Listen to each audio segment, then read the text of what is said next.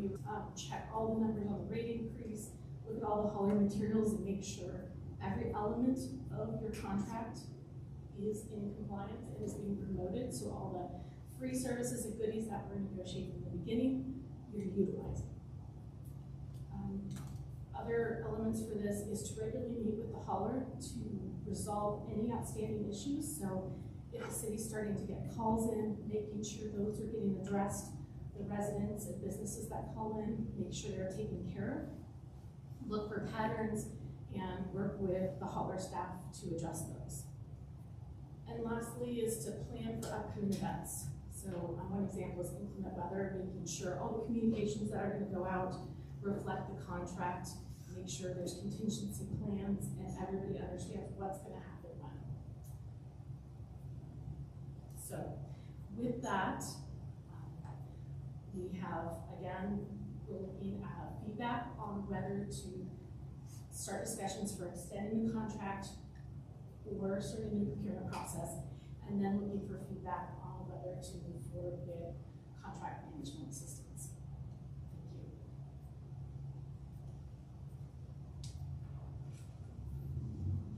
So how many major waste haulers are there? My guess is there's 2. In King County, there are 3 major haulers. So we have Waste Management, Recology, and Republic. Cedar Grove is starting to put proposals in on new contracts. We have had some interest in the past with like Federway and Auburn from Waste Connections. They haven't actually put in a proposal yet, but they are looking at some of those border cities.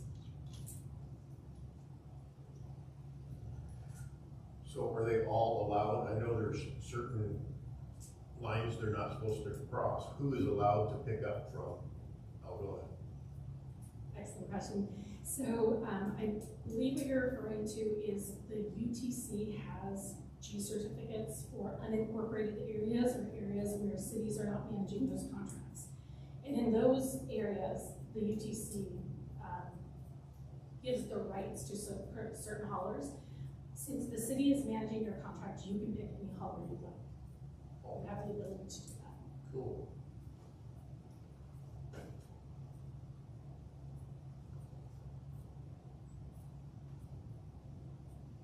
Any other questions? So if I heard you right, I don't know if we did it in-house last time, or we had a consultant help us with it last time. That was all. That was all done by Diana on her own. Okay, I thought the mayor was involved as well. Well, we were involved. We were on council. Right. You know. I mean, the first time, I think. You know, I don't know how much Dave was actually involved, but in my mind, there was a lot of things that were handed over to Diana and said, "Here, take care of it." So I think that this is in line for a bigger discussion on whether we go for an option to go 2-year extension or just scrap it and go out again for a whole new RFP. Because right now I know there's a lot of concern in our community about the service. I get calls weekly. And I call Waste Management and talk to more weekly. And I have a meeting with more of them. And first thing, if you were to ask what my thought was, I think we need to put it out for bid. Yeah, if we do either way, we definitely need somebody in here that knows the nuances, that checks those numbers, right. And say, hey, this isn't to your benefit. She was referred to me by a couple other cities. So if we went for, were you done, Bill? Yes, thank you. If we went for a contract extension, is it at the same price? Is that basically what you said mutually agreed upon? So excuse me, for the contract extension, would be staff sitting down with the hauler to ensure that they would continue the current contract essentially as is.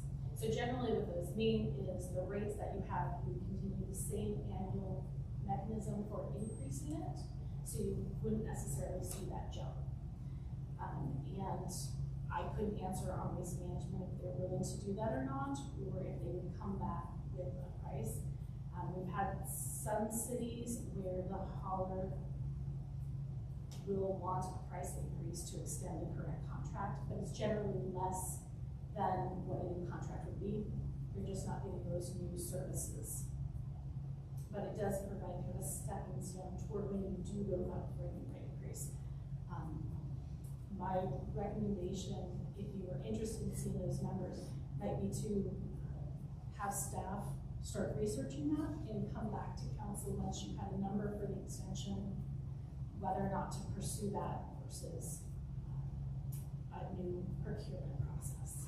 Because if a new one's going up 25 to 40%, I mean, I hate waste management, but well, I said that out loud. I'm sorry, and I did address the second part. As far as my rates, depending on what is required. So when we do a procurement process, it's generally about 300 to 400 hours of my time minimum to go through the process. If we get an extension where I could just support the city for a handful of hours to meet with the hauler, review, and make sure the rates were in line and everything was agreed to, would be much, much less expensive. I heard you correctly by saying that you can negotiate those rates, that final invoice, you went into the next contract or the next option. So for a new procurement, we write in that contract fee. So But not for an extension.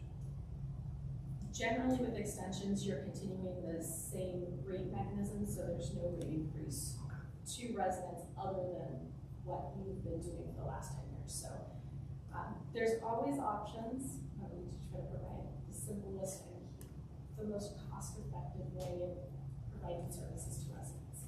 It's kind of like the certain tax software you get the basic and then you get the deluxe pro. Exactly. Okay, So, all right. Thank you. I have no further questions. Thank you. Thank thank you. you so much. Discussion item B, garbage ordinance.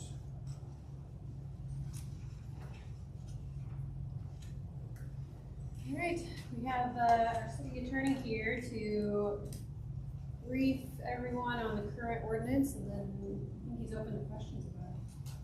Yes, and good evening, council, and thank you for having me down tonight. It's always nice to come down and see everyone. I wasn't actually at the last council meeting where this issue was first raised, so my universe of knowledge about what was really driving this inquiry is I think, very limited.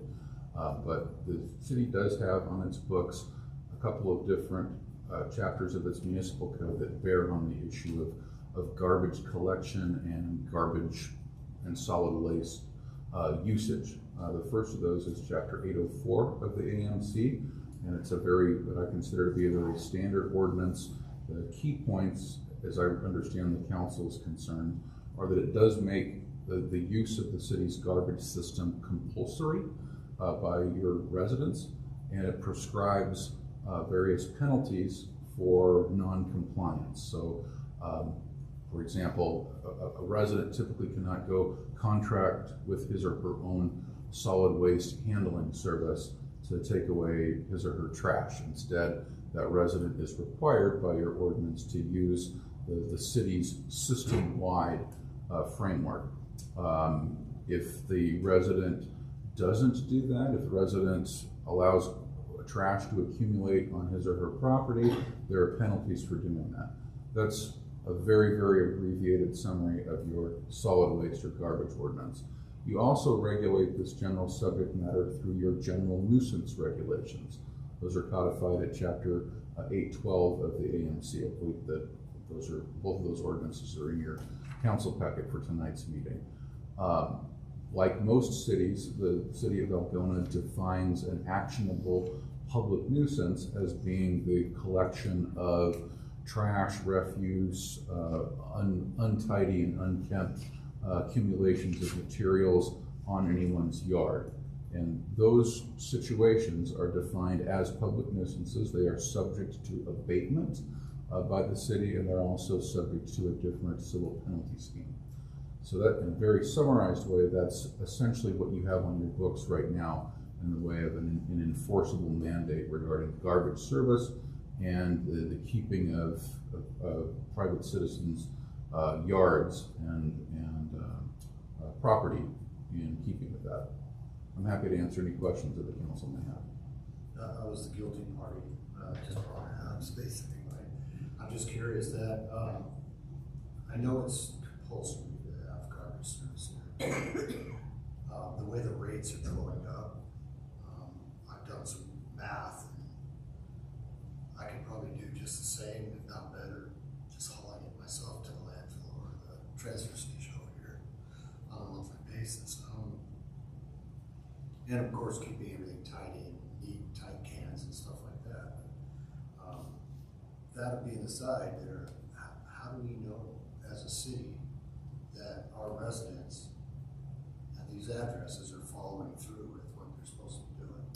It's a great question. So I would defer to some extent to the city staff on that, but most cities in monitoring that situation will use either a complaint-based approach, relying on neighbors to inform the city that someone in their neighborhood is not, for example, keeping up with his or her obligation under the city's ordinances to make sure that trash is contained within proper receptacles.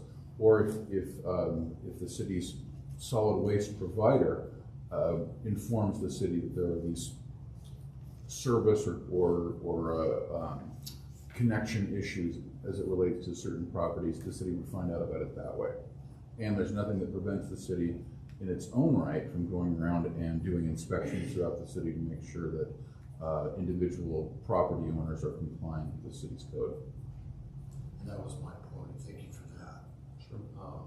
So my suspicions would be that the garbage hauler themselves would be notifying the city with certain addresses or whatever that they're not servicing for whatever reason they're vacant, or obviously people are living there but see the cans they were given are sitting off on the side, or not paying their bill, or whatever it is. I'm just wondering if the city gets those.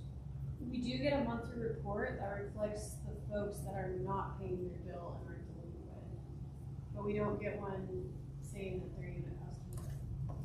So it was to be to the benefit of the hauler to let the city know that these addresses are not subscribing. I don't know. Yes, sir. If I could add one additional point, the state law that governs this subject matter is very, very broad, and it gives the city very expansive power to both define what the requirements are in terms of making service compulsory for its residents, but also very, very broad latitude in defining what the penalties for non-compliance are. And if the city council believes, as a policy matter, that part of the problem here might be that the penalties aren't high enough, there's not a strong enough disincentive for residents to comply fully with the city's current ordinances, there's nothing that prohibits you from raising those fees and frankly raising them substantially. I attended, every once a month I attend the MISWAC meetings, which is the Metropolitan Solid Waste Committee, which I'm on now. And your increases over the next 2 years through King County are 17 this year, and 2025 is going to be 20. So we're looking at a 37% increase just for King County solid waste. And it goes up substantially from there through 2030. The other, and I'm going to talk about it as part of my report. King County is closing down their landfills, and they're hoping by the middle of 2025 they have some sort of resolution. It's probably going to be Berkeley. And but the problem with that is that once they come up with that determination, then it's going to take them till 2035 to start to enforce it. There also is going to be some new rules on recycling.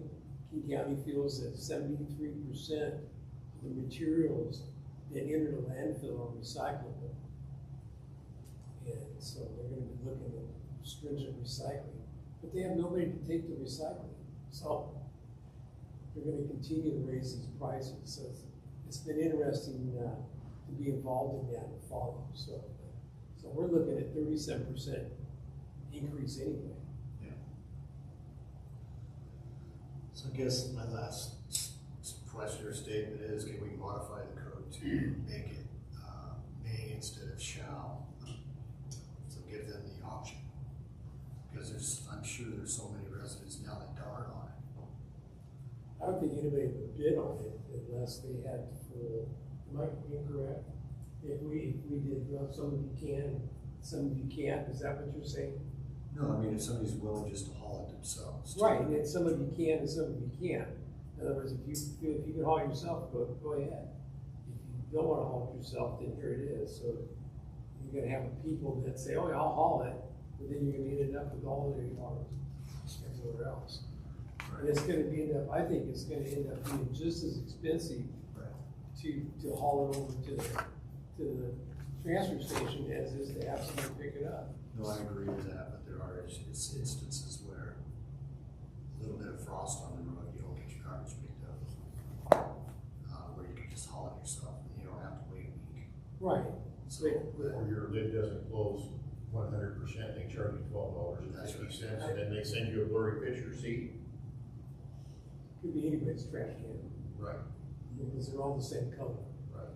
And I got Do two you, of them in a month. when you made a mention when you were up there that when we have inclement weather, that you would make sure that do you make sure that you go out to make, because they've told us that our garbage day is Thursday, it's been frozen, and it's been drivable on Friday, and they don't show up on Friday, we have to wait another week.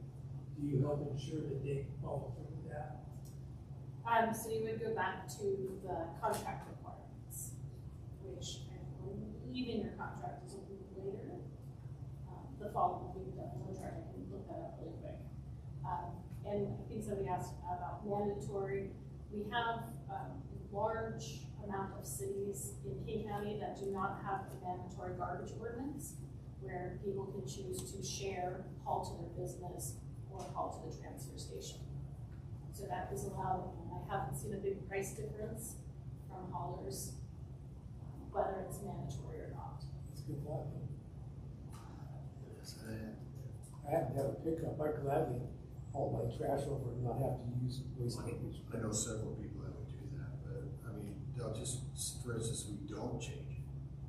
Then we have the enforcement problem. Russ, I'm sorry. There's that enforcement at that point. So how would that be? Because we know we're not doing it now. So, and we see the nuisances out there, you know, the possible abatements and things like that. I know your plate's full, I know Dean's plate's full. And I just feel that this, and it's just me, maybe other people, but I'm just talking my opinion, That's all we're here for. is that if you make it mandatory, there's people out there that are just not gonna do it anyway. Right. And catch me if you can, you're not doing it anyway, so why bother, you know? I'm not being turned in, I'm not looking to turn anybody in. Well, I'm personally, I'm glad to hear that there's cities that don't have mandatory garbage pickup. I just assumed, which is what I think, that every city had mandatory garbage pickup. And I guess that's not true. No, the state law allows you to have a local ordinance that makes mandatory pickup part of your local framework, but I don't believe there's a compulsory any sort of dictate to that. I believe that there's some discretion. I never did garbage service until I got on city council, and Dave told me I had to. Because I'm a general contractor, I go to the dump 3 times a month, I drive by, throw my cans on top of it, take it to the dump, and the customer pays for it. Didn't cost me nothing. It cost me $196.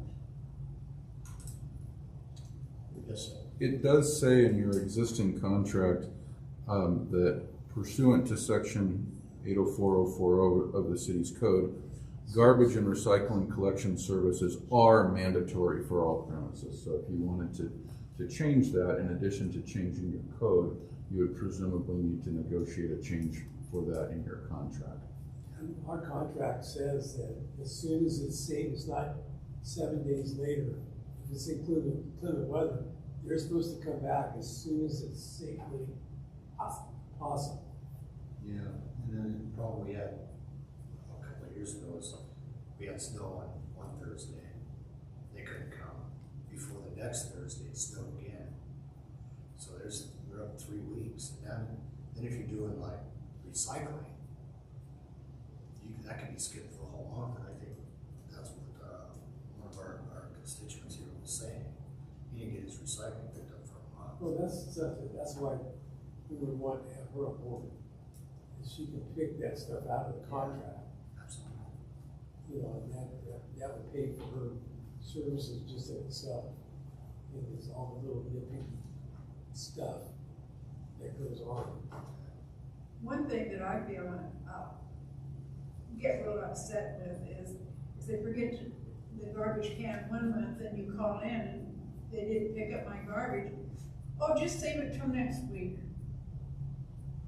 Well, what if the can's full? And I have gotten that answer, and so has my granddaughter. Your contract says they should pick up within 24 hours. So If they miss it. if they miss it, it's their fault and you call them. No, that wasn't what happened. Well, now we have possibly working with an advocate here that can advocate for our citizens, and that's what she does for a living. I don't work with garbage contracts for a living. Jessica and Dana don't work for garbage, and neither does Julie. And I think it will pay for itself to have an advocate that, you know, and like she started with, is that you look at Auburn, they've got 2 people. You look at Renton, they got 2 or 3 or 4 people. All these, and I know that we're not Bellevue, or Renton or Auburn, and have 100,000 people live in town, but we've got to find a way to take care of our folks. Absolutely. And sometimes it might cost us a little bit of money. Yeah, and then anything, that's if we go out for a new RFP, we can change up a bunch of stuff in there. That anything going into the auction years, it's all negotiated at that point, whether they agree to it or not, right? Right, they can change their whole contract. And Well, say, it's okay, we'll agree. keep the same rates, but this is what you're gonna get. If we agree. If we agree, if we wanna do that. I don't know, how much longer, I know you guys' opinion, but you're not here in the office taking the actual phone calls. I mean, you and I and Tim and everybody out there, we all live here in town, we all have the same problems with waste management. And I can call myself when I'm in here.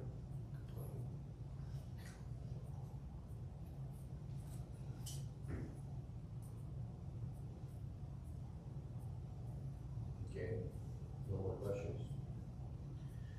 I guess that moves us on to audience participation. The city council encourages public participation during meetings of the city council and welcomes your comment. This time is set aside for you to speak to the city council on any issue. The council ordinarily takes non-agenda matters under advisement before taking action. You are also invited to comment on action items as they are considered during the council meeting. Individual speakers will be limited to 3 minutes each in addressing the city council. When addressing the council, please speak clearly, audibly, and state your name and address for the record.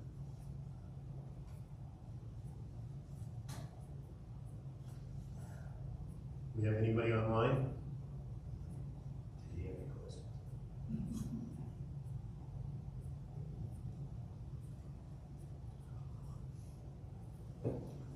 Gordon, did you have anything you wanted to say? No. No? Okay. Well then,